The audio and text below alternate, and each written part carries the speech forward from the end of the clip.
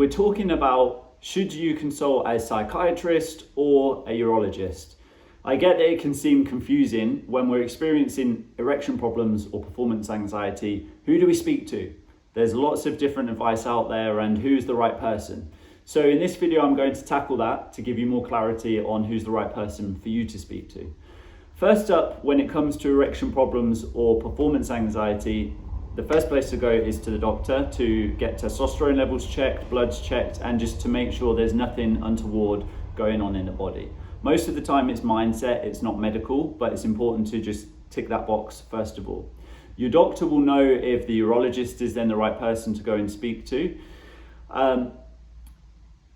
So when it's not medical, right, when your testosterone levels come back fine, nothing's showing up in terms of causes for concern, then what?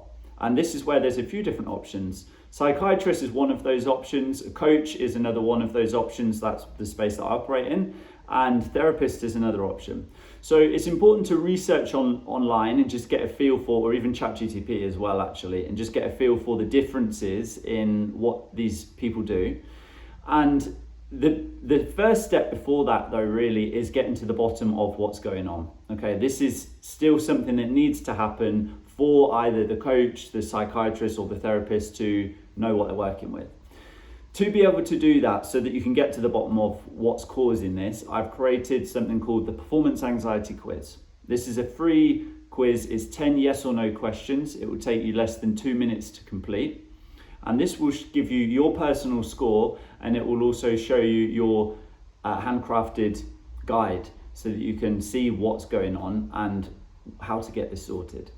So if that sounds good to you, then below in the comments, I have put the link to the Performance Anxiety Quiz. Click on that link in the comments. It will take you straight to the page where you can answer the 10 yes or no questions and then see your personal score.